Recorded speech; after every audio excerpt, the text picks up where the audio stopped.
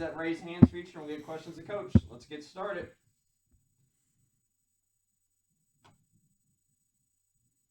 John Hale, you got first. I know you've talked a few times about having backups on your schedule in case COVID stuff happens. How much flexibility is there in SEC play though? Do you have to reserve spots for those games to be rescheduled, or can you just go ahead and reschedule? We're really trying to get ahead of that. Let's just say this is my opinion, and I'll say this again: no one listens to my opinion. So let me start by telling you that. You're down 3 games, you're not making them up. And if there's 10 days or 7 days that you're not playing and you're not going to make up those games, we need to just replace them. These kids need to play games. And if both teams are healthy, the officials are healthy, play the ball game.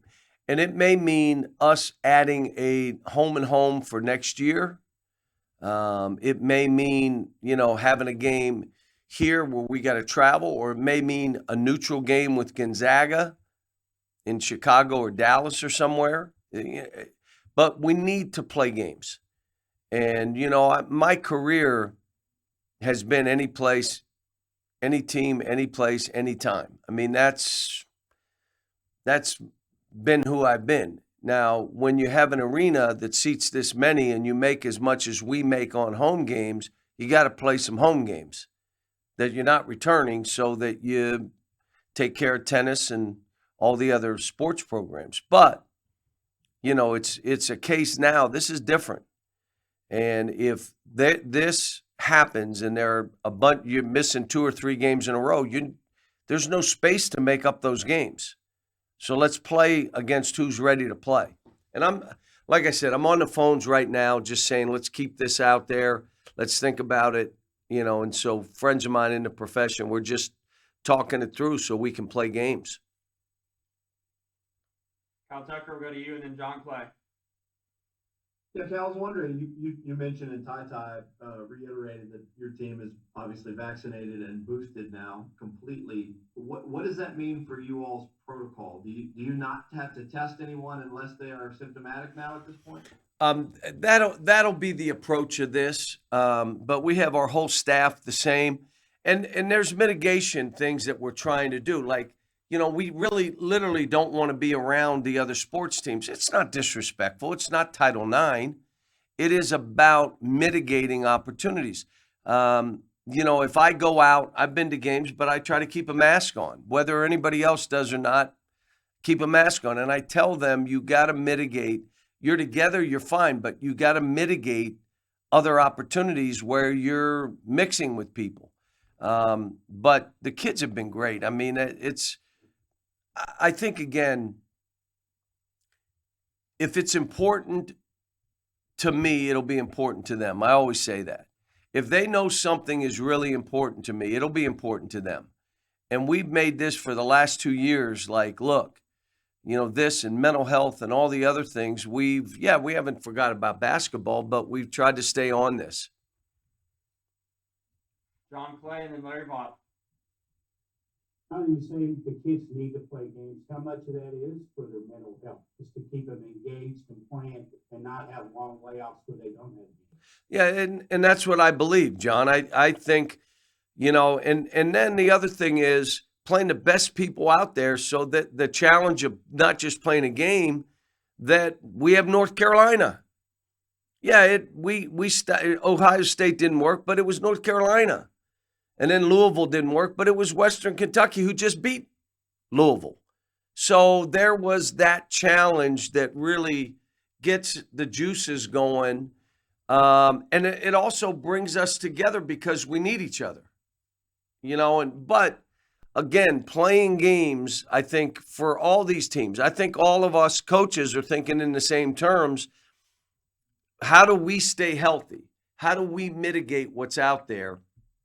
And then, all right, if stuff goes awry, what are you going to do? And I always say, you guys know how I am. It's, all right, where is this going? Reading tea leaves. What would happen? What would we do if this happens?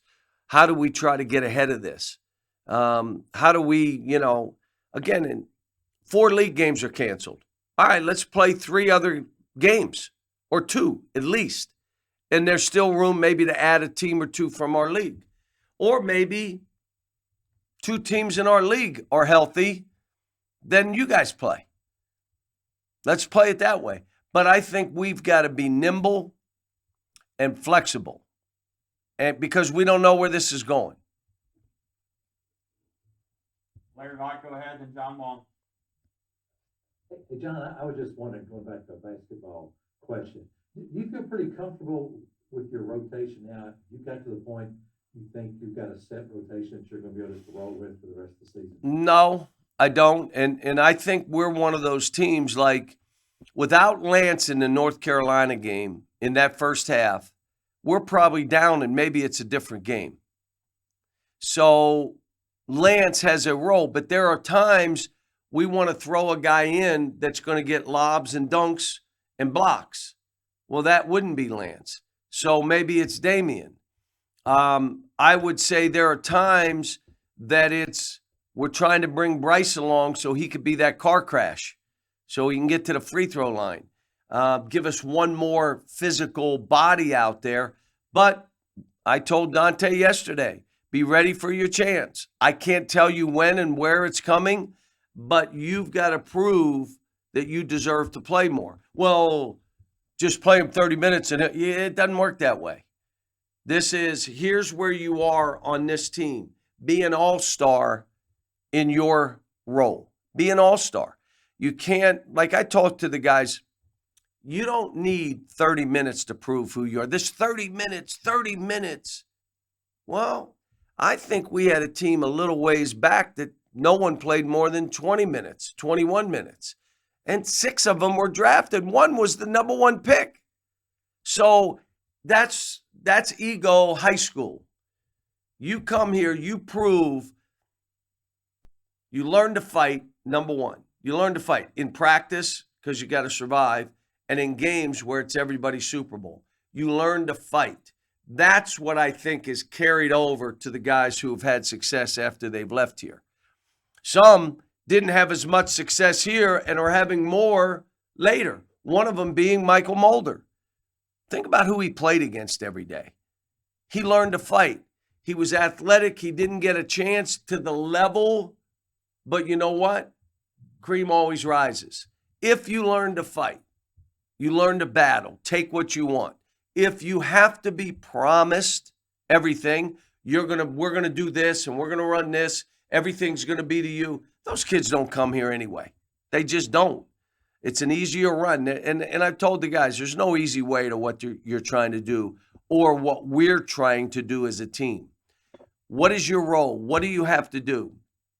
I think one of the best things we've done is we have a sprint coordinator. And you say, well, what is a sprint coordinator? Well, at the end of every game, he evaluates every sprint, an opportunity from defense to offense or even offense to defense. How many times did he sprint when he had an opportunity as an A, a B, or C, or a D? It's graded. And the guys, this is crazy, with the best numbers in the sprints per game are the best players on our team right now. So I would tell you, if you're not playing to the level you want to play, sprint! Just sprint! Because the guys that are sprinting are playing the best for us. Well, can I do it another way? Because that's really hard. I don't like sprinting every time. And so that, I think, has been the best thing that we've added to what we do, is we have a sprint coordinator. John Long, go ahead, and John Clay. John, I didn't know if we'd get a chance to talk to you before Friday, but you've got Tubby coming in to get his jersey retired to the rafters. I assume that you would like to be up there with him one of these days, but you're both Hall of Fame coaches. What is so unique and special about looking up in the rafters of Rupp and seeing your jersey up there? I'm hoping we just win another game, so I'm not worried about jerseys right now. But here's the thing, and I wanted this for Coach Hall, and I want it for Tubby. I want guys that were here in this seat, which is a really tough place to be. I love it, but it's not the easiest place to be. that they are loved by our fans. And it doesn't matter how anybody tries to portray them or move the fans. They're not moving that way. You could try to move them, but they're not moving. At the end of the day, they appreciate what Tubby did for this program.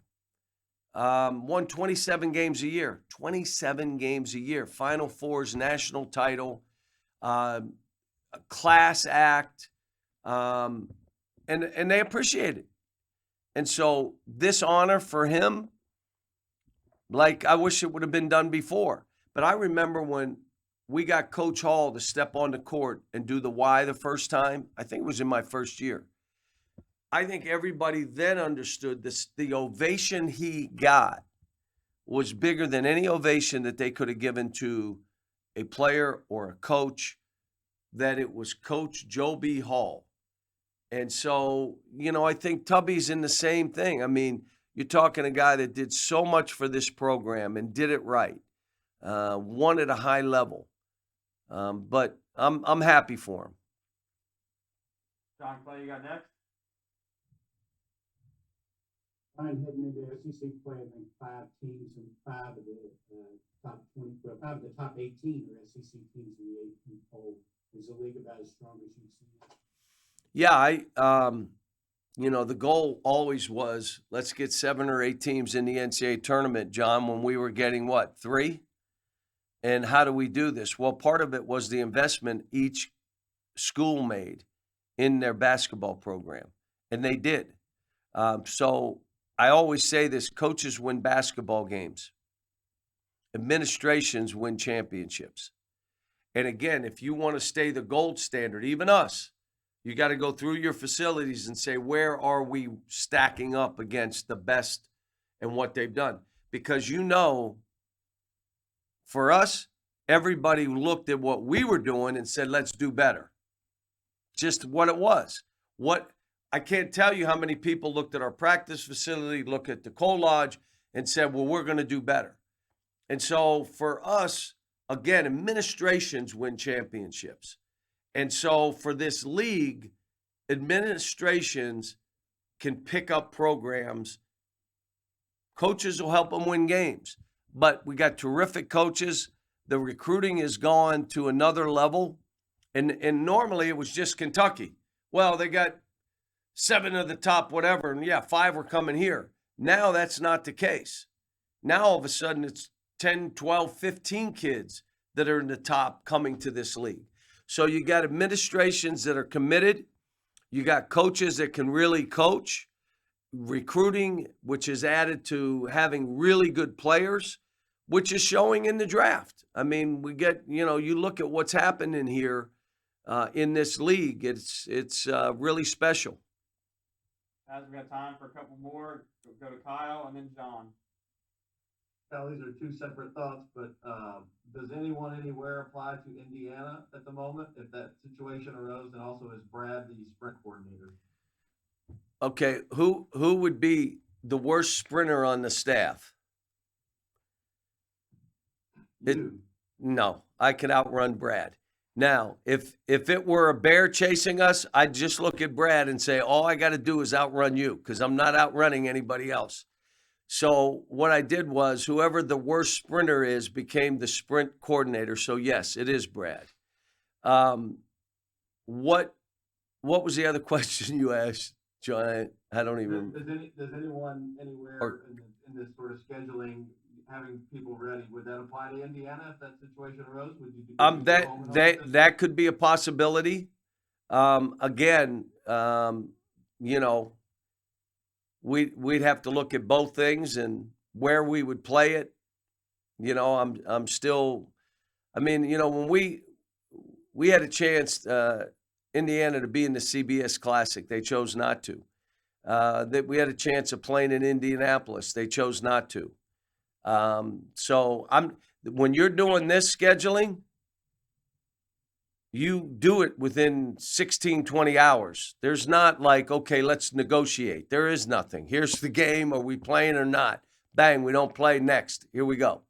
So Mike's done a great job too, by the way. I mean, Indiana's playing great basketball. They're doing good stuff. John, go ahead, and then we'll get a question from Missouri from Dave. Now, it seems like maybe even more than last year because the schedule wasn't built for this. Teams are going to get to Selection Sunday with vastly different number of games played. How do you think the committee should handle all this in terms of evaluation for seeding and all that? You know, I haven't spent any time thinking about it, and I'd let those guys. I'm spending most of my time trying to get my team better, but they'll figure it out, and we'll have a tournament. We know the extreme would be a bubble. Extreme. I'm hoping it's not that. But my concern right now is my players, our program, that we're getting better, that we're mitigating, that we're safe. We're not getting anybody else sick. Not just worried about us. I'm worried about, do we get it and give it to somebody else? So we're doing all the things that we got to do, looking ahead schedule-wise. The league would have to cooperate for us to add games. They'd have to cooperate and say, okay, I see what you're saying. There's not going to be dates, and we play more games. So, look, here's what I was saying the other night. You remember when we played 16 games? You guys remember? There was 2 added home and homes in there now. And when they added 18, it took away 2 home and homes. Now, we still have our couple home and homes. We have the Challenge. We have the Champions Classic. We have the CBS Classic we'll usually play. But that's when you had the room to schedule all these other people. So that's why I'm saying if we drop 2 games because of whatever, let's go back to adding what we added. I always thought the league should stay at 16 anyway. Give us flexibility to go schedule what we wanted to.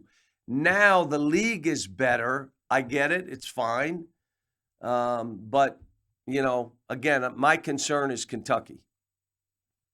We'll finish it off with Dave Matter from the St. Louis Dispatch. Hey, John, just wanted to get your thoughts and impressions on Missouri. Obviously, they won't have Conzo tomorrow night, but what have you seen from them so far? Well, first of all, when I heard Conzo and I talked yesterday because I wanted to make sure he was okay, and he sounded good. So, this thing is, gets you asymptomatic. You have nothing, and all of a sudden you get tested and you have it. So, from what he and I talked about, he's going to be fine. Their team always plays hard, plays physical. They rebound. They're plus in the rebound column. They shoot the ball to go get rebounds. They drive it. They're physically playing through bumps. It's the kind of team that gives us trouble. So it's going to be a hard game for us.